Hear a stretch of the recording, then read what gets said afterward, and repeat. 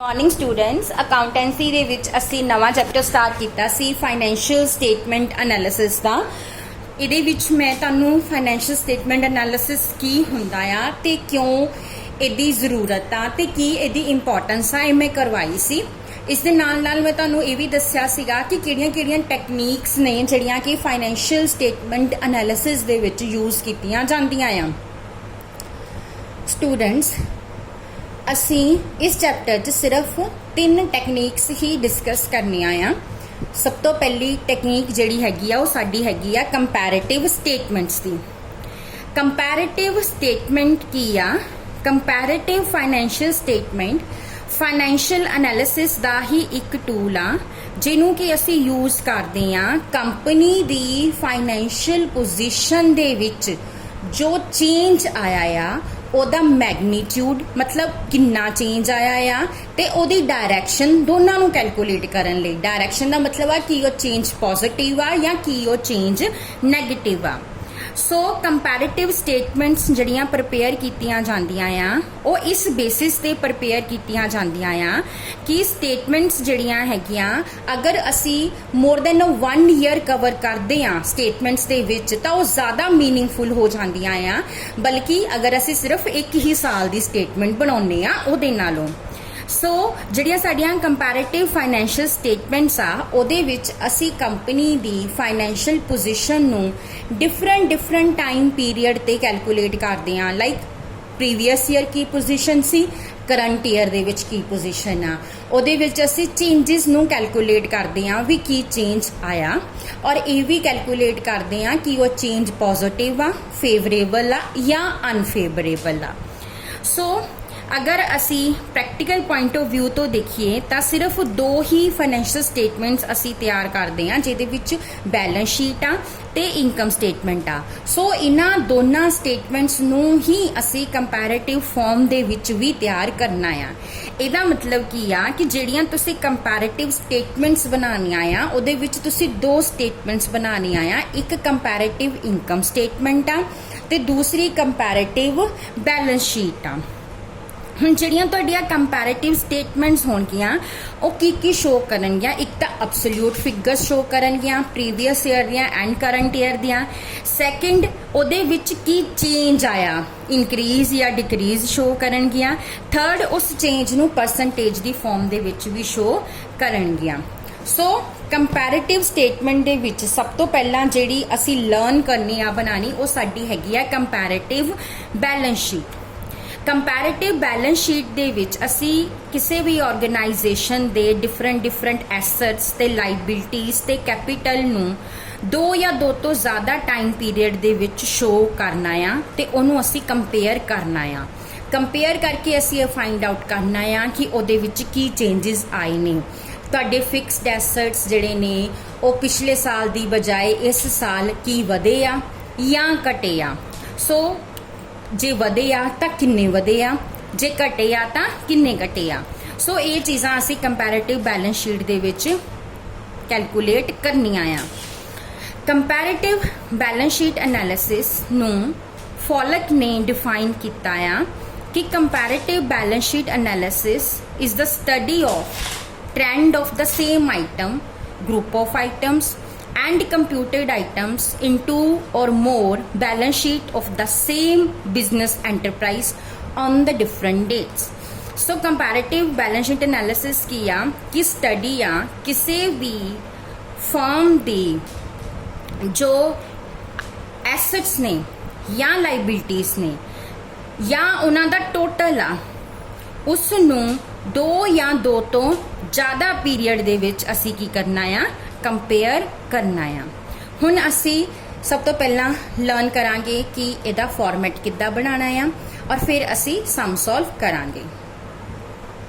ਸਭ ਤੋਂ ਪਹਿਲਾਂ ਲਰਨ ਕਰਦੇ ਆ ਕਿ ਕੰਪੈਰੀਟਿਵ ਬੈਲੈਂਸ ਸ਼ੀਟ ਦਾ ਫਾਰਮੈਟ ਕਿਸ ਤਰ੍ਹਾਂ ਤਿਆਰ ਕਰਨਾ ਆ। ਸੋ ਤੁਸੀਂ ਲਿਖਣਾ ਕੰਪੈਰੀਟਿਵ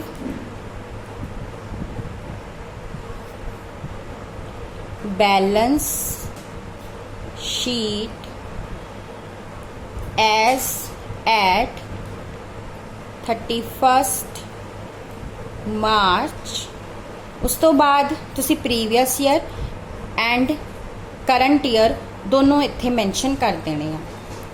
उस तो बाद जिहड़ा सब तो पहला कॉलम तुसी बनाउणा वो बनाउणा पर्टिकुलर्स दा। ਇਹਦੇ ਵਿੱਚ ਤੁਸੀਂ ਸਾਰੀਆਂ ਆਈਟम्स ਦੇ ਨਾਮ ਲਿਖਣੇ ਆ, ਜਿਹੜਾ ਆਪਾਂ ਕਿ ਇਕੁਇਟੀ ਐਂਡ ਲਾਇਬਿਲਿਟੀਜ਼ ਤੋਂ ਸ਼ੁਰੂ ਕਰਨਾ। ਉਸ ਤੋਂ ਬਾਅਦ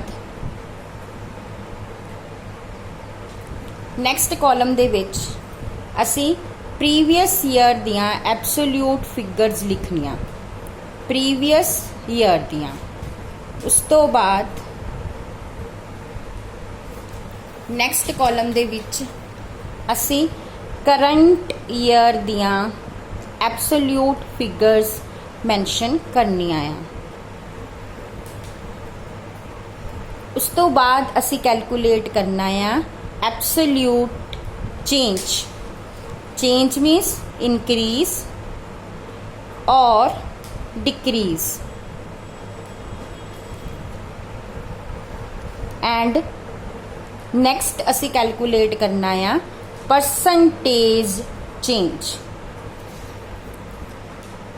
ओके स्टूडेंट, हुण असी इहदा फॉर्मेट लर्न कर लिया। हुण असी एक सम करते हैं तो उहदे नाल देखांगे कि किस तरह कंपैरेटिव बैलेंस शीट बनती है। असी करांगे question number 2, the balance sheet of Shri Vidya limited for the year 2017 and 2016 are given below. ਹੁਣ ਅਸੀਂ ਇੱਥੇ ਲਿਖਿਆ ਸੀ ਨਾ comparative balance sheet as at 31 March 2016 and 2017 of Shri Vidya limited. Question number 2 बहुत ही ईजी ਹੁੰਦੀ ਆ स्टूडेंट्स ਇਹਨੂੰ प्रिपेयर करना।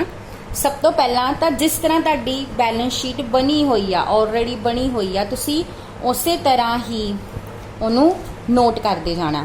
ਸਭ ਤੋਂ ਪਹਿਲਾਂ ਸ਼ੁਰੂ ਕਰਨਾ ਇਕੁਇਟੀ ਐਂਡ ਲਾਇਬਿਲਿਟੀਜ਼ ਦੇ ਨਾਲ। ਉਸ ਦੇ ਅੰਡਰ ਫਸਟ ਆਫ ਆਲ ਆਉਣਗੇ ਸ਼ੇਅਰ ਹੋਲਡਰਸ ਫੰਡਸ। ਦੇਖੋ ਜੋ ਲਿਖਿਆ ਹੋਇਆ ਆ ਮੈਂ ਬਸ ਐਜ਼ ਇਟ ਇਜ਼ ਲਿਖ ਰਹੀ ਹਾਂ। ਨੈਕਸਟ ਹੈ शेयर कैपिटल और उसके नीचे की लिखना इक्विटी शेयर कैपिटल। हुण इक्विटी शेयर कैपिटल तुहानू क्वेश्चन दे विच जिहड़ी दित्ती हुई आ वो दित्ती हुई आ इत्थे देखो 2017 च 12 लाख दी आ और 2016 च 6 लाख दी आ। सो असी पहला प्रीवियस ईयर दियां फिगर्स यानी 2016 दियां फिगर्स लिखांगे, फिर 2017 दियां लिखांगे। सो पहला तुसी 16 वाली 6 लाख जिहड़ी आ वो लिखना इक्विटी शेयर कैपिटल दे सामने। उस तो बाद 17 वाला लिखना कितना दिता होया आ 12 लाख। ओके स्टूडेंट्स, हुण नैक्सट स्टैप साडा की आ असी इहदा चेंज कैलकुलेट करना आ। देखो 12 लाख चों 6 लाख माइनस करांगे, चेंज कितना आया तुहाडा 6 लाख। 6 लाख नाल तुहाडी इक्विटी शेयर कैपिटल जिहड़ी आ वो इनक्रीज हो गई आ। हुण असी परसेंटेज चेंज कढना आ। परसेंटेज चेंज कढण लई की करना पैना, तुसी चेंज नूं डिवाइड करना प्रीवियस ईयर दी फिगर ना और मल्टीप्लाई करना 100 ना। हुण इत्थे चेंज कितना 6 लाख दा, तुसी इहनूं प्रीवियस ईयर दी फिगर जो कि 6 लाख ही आ उहदे नाल डिवाइड करना, 100 ना मल्टीप्लाई करना। ये तुहाडा कितना आ जाएगा, ये चेंज तुहाडा जिहड़ा आया है परसेंटेज चेंज ये 100% आ। तुसी इत्थे 100% लिख देना इस तरह ना। हुण असी सौखा काम करने लई की करांगे, असी सब तो पहला सारे पर्टिकुलर्स रिकॉर्ड कर लेने आ, दैन असी फिगर्स रिकॉर्ड करांगे एंड फिर चेंजेस कटांगे एंड फिर परसेंटेज चेंजेस कैलकुलेट करांगे। सो सब तो पहला असी की करते हैं, सारे पर्टिकुलर्स नू रिकॉर्ड कर लेने आ। इहदे नाल की होएगा, ईजी हो जाएगा साडे लई करना। सो असी हुण इक्विटी शेयर कैपिटल लिख ली आ। उस तो नीचे तुहानू दित्ती हुई आ प्रेफरेंस शेयर कैपिटल। उस तो नीचे सानू दिता होया आ reserve and surplus, then profit and loss balance. उस तो बाद non current liabilities, long term loan, जो लिखिया बस उतार दे जाना। करंट लाइबिलिटीज,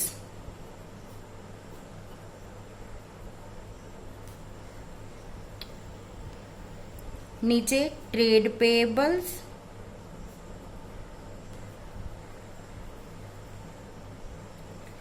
जिहदे विच क्रेडिटर्स ने। उस तो बाद टोटल, ये तुहाडी एक साइड हो जाएगी। उस तो बाद असी नीचे दूसरी साइड लिखनी शुरू कर देनी है।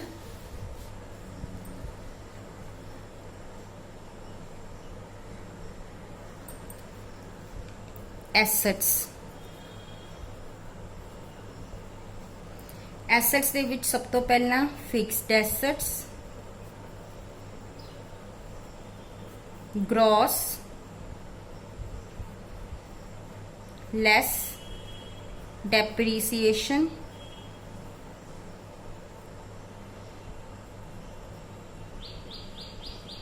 नेक्स्ट इन्वेस्टमेंट्स,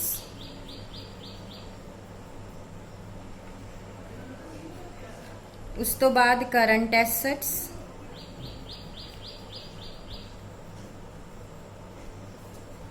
नेक्स्ट है inventories, account receivable, cash and total. सब तो पहला इन्वेंटरीज, अकाउंट रिसीवेबल, उस तो बाद कैश, फिर टोटल। हुण असी सारे पहला पर्टिकुलर्स उतार लए आ। हुण असी की करते हैं, फिगर्स लिखते हैं।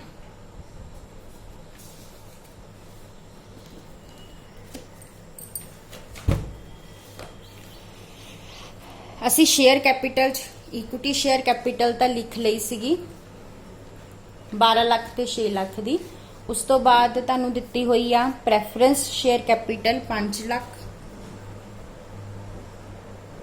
प्रीवियस ईयर दी आ ते 9 लाख करंट ईयर दी आ। नैक्सट तुहानू दिता होया आ रिजर्व एंड सरप्लस दे विच रिजर्व फंड दे अंडर दिते हुए आ 4 लाख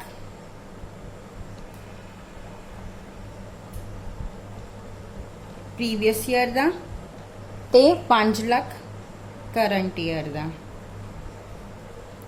उस तो बाद सानू प्रॉफिट एंड लॉस का बैलेंस दिता होया 2 lakh previous year 3 lakh current year. Next तुहानू लॉन्ग टर्म लोन्स दिते हुए आ 2 लाख प्रीवियस ईयर दे 5 लाख करंट ईयर दे। उस तो बाद करंट लाइबिलिटीज प्रीवियस ईयर दियां 1 लाख हाँ एंड करंट ईयर दियां 3 लाख हाँ। नैक्सट टोटल प्रीवियस ईयर का टोटल हैगा 20 लाख दा और करंट ईयर का टोटल हैगा 37 लाख। हुण उस तो बाद आ जांदे आ तुहाडे एसेट्स।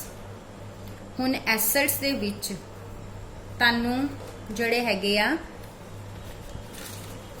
फिक्स्ड एसेट्स दिते हुए आ। ये जिहड़े दिते हुए आ ग्रॉस प्रीवियस ईयर दे 15 लाख ते करंट ईयर दे 28 लाख।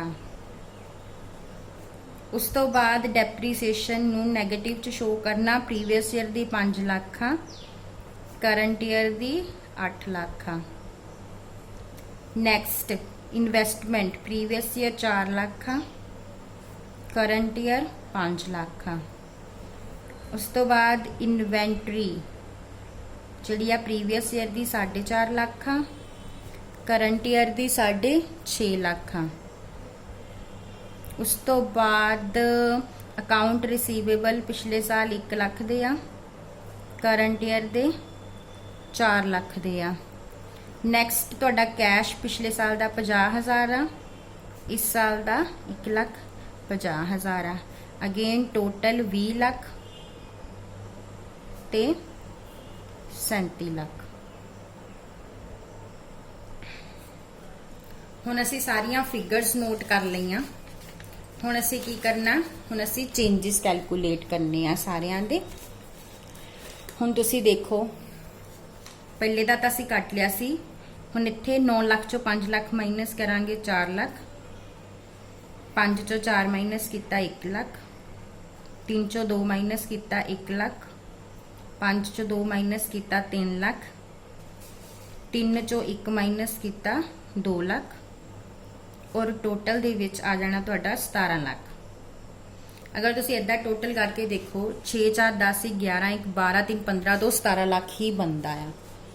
उस तो बाद 15 लाख तो 28 लाख 13 लाख।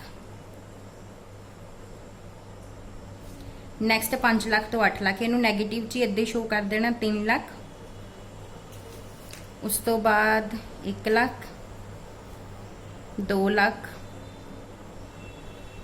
3 लाख ते 1 लाख। 13 चो 3 गए 10 11 11 2 13 3 16 1 अगेन 17 लाख।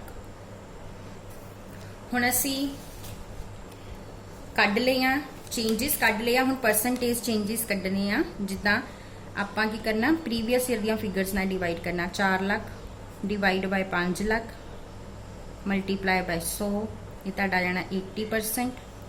उस तो बाद 1 लाख ये वाली फिगर्स नाल डिवाइड करना। इन्हां नूं इनू इन्ना डिवाइड करना। 1 lakh divide by 4 lakh multiply by 100 25%। Again की करना 1 lakh divide by 2 lakh multiply by 100, ये तुहाडा आ जाना 50%। उस तो बाद 3 लाख डिवाइड बाय 2 लाख, ये तुहाडा ज़्यादा आ 150% आ जाना। 2 लाख डिवाइड बाय 1 लाख, ये तुहाडा 200% आ जाना। और इस तो बाद तुसी इदां ही इहदा कढ लेना। 17 लाख डिवाइड बाय 20 लाख, ये तुहाडा कोई 85% जिहड़ा आ वो आना आ।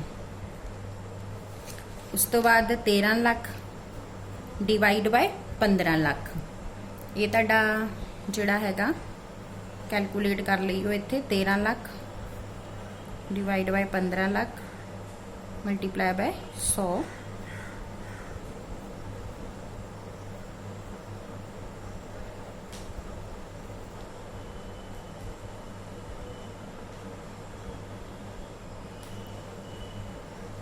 $86.something% आ जाना है तुहाडा।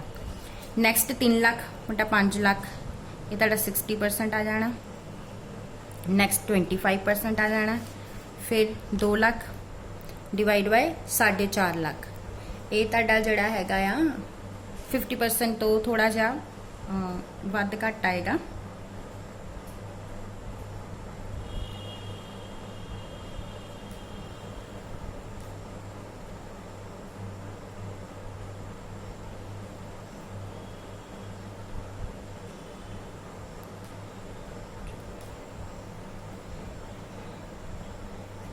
कोई 33% ही आएगा।